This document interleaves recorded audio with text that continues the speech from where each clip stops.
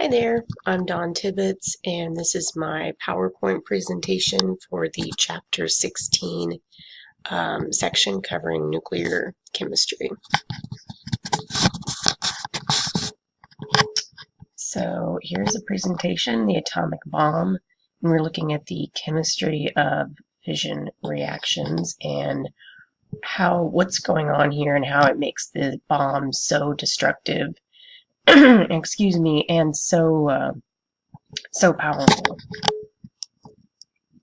So I just wanted to start with a quick review of the atomic structure. The atoms are made of 3 subatomic particles, as we know. We have protons, which are positive, neutrons, which are the neutral portion, and then electrons, which are the negative charge. So the atomic number equals the number of protons found in that molecule. The mass number is the protons and the neutrons added together. And then in a neutral atom, and this is important, is the number of protons equals electrons. So isotopes are actually naturally occurring variations of a certain element. So they have the same atomic number, which means they have the same number of protons, but a different atomic mass, which means that they have additional neutrons. And this is kind of the key factor in why they are so unstable and can be used in nuclear chemistry.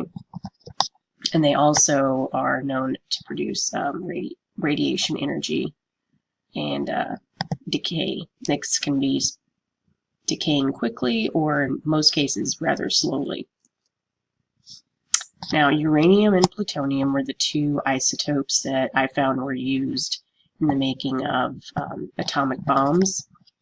They are naturally occurring heavy metals. They're not found in large quantities. They actually came to be found on this planet originally from the explosion of stars millions and millions and millions of years ago. They each have several naturally occurring isotopes. The 2 isotopes that were used in the atomic bombs, were the uranium-235 isotope and the plutonium-239 isotope. And these were chosen specifically because they are fissionable isotopes, which means they're very unstable. So this reaction occurs when an atomic nucleus splits into 2 or more lighter nuclei. It releases a large amount of exothermic energy when this occurs. And also what makes it so potent is then this can subsequently trigger a chain reaction when these released neutrons kind of bash in or bombard their neighboring atoms, which are also then fissionable, and it's a chain reaction from there. So these are just 2 examples, fission of uranium and plutonium. So in the first example, we have the uranium-235 isotope. You add more neutrons in to enrich it, and then you are left with the barium-141 isotope and the krypton-92 isotope. But you are also left with 3 neutrons that can then go out there and react and create an even higher energy state. So then in the second one, you have plutonium-239.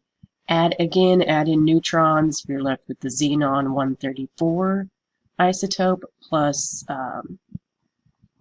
the 103 isotope. And again, you have the 3 neutrons at the end, which each neutron that's produced then can react with additional fissionable atoms, which, as I said before, you get a chain reaction until no more atoms remain.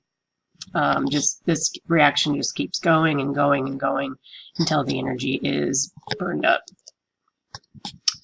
So there were several tests that were done in preparation for the atomic bomb that was ultimately dropped. I'm actually born and raised in New Mexico, so going and kind of relearning some of what I knew about the reactions and the tests that occurred was interesting. And the first one was in Alamogordo back in 1945. It was 20,000 tons of TNT that was released from the test there. And the second one I thought was pretty amazing, where you had 140 pounds of uranium, which then subsequently produced power of 15,000 tons of TNT. And in the second one, equally, you only had 13.6 pounds of plutonium, but this was still enough because it caused such a reaction and then produced 22,000 tons of TNT.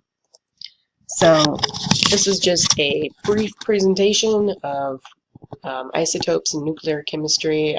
As I found going through the chapter, there's a lot out there, a lot of information, a lot to learn, and actually a lot that we still have to learn. So that's the conclusion of my presentation.